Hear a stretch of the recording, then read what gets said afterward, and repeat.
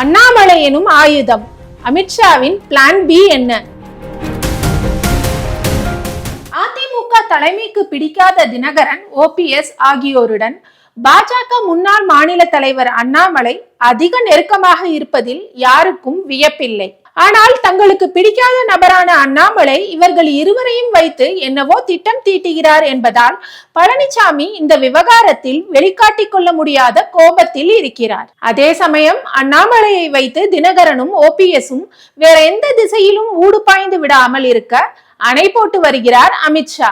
அமித்ஷாவை பொறுத்தவரை பழனிசாமியை சாந்தப்படுத்த நயினார் நாகேந்திரனையும் ஓபிஎஸ் மற்றும் தினகரனுக்கு அணை கட்ட அண்ணாமலையையும் அழகாக பயன்படுத்தி வருகிறார். தலைவர் பொறுப்பிலிருந்து நீக்கப்பட்ட பிறகு அன்றாட செய்திகளில் அடிபடுவதை விட்டு சற்றே ஒதுங்கி இருந்தார் அண்ணாமலை. தேர்தல் நெருங்குவதால் இப்போது மீண்டும் முன்னணிக்கு வந்திருக்கிறார். டெல்லி சென்று பாஜக முக்கிய தலைவர்களை சந்திப்பது, கமலாலயத்தில் செய்தியாளர்களை சந்தித்து ஆளும் கட்சிக்கு எதிராக அனல் கக்கும் வசனங்களை பேசுவது என தமிழக பாஜக இப்போது மீண்டும் அண்ணாமலையை மையமாக வைத்து சுழல ஆரம்பித்துள்ளது. 2026 தேர்தலில் தமிழகத்தை விட்டு திமுக துடைத்து எறியப்படும் என்று ஆவேசப்பட்டிருக்கும் அமித்ஷா அதற்கான வியூகங்களை வகுக்கவே அண்ணாமலையை டெல்லிக்கு அழைத்து பேசி இருப்பதாக சொல்கிறார்கள். திமுக கூட்டணிக்கு எதிராக வலுவான கூட்டணியை அமைக்கவும், அதிமுகவுக்கு வெளியில் இருக்கும் அக்கட்சியின் முக்கிய தலைவர்களை கூட்டணிக்குள் கொண்டு வரவும் அண்ணாமலைக்கு அமித்ஷா சில அசைன்மெண்ட்டுகளை கொடுத்திருப்பதாக பாஜகவினரை சொல்கிறார்கள்.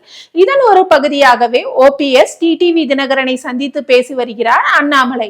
இந்த வேலைகளை நயினார் வசம் ஒப்படைத்தால் கூட்டணிக்குள் மீண்டும் குழப்பம் வரும் என்பதால் இதை அண்ணாமலையிடம் ஒப்படைத்திருக்கிறார் அமித்ஷா. ஜெயலலிதா காலத்தில் அதிமுகவில் அவர்தான் எல்லாமே, மற்றவர்கள் எல்லாம் அவர் என்ன சொல்கிறாரோ அதை செய்து முடிக்கும் களப்பணியாளர்களாக மட்டுமே இருந்தார்கள். அந்த கட்சியில் அப்படியே இருந்து பழகிவிட்ட நயினார் நாகேந்திரன் இன்னும் முழுமையான பாஜக காரராக மாறவில்லை. ஆனால் அண்ணாமலை அதற்கு நேர்மாறாக இருக்கிறார். அதனால்தான் அவரை ஆயுதமாக எடுத்து சுழற்றுகிறார் அமித்ஷா.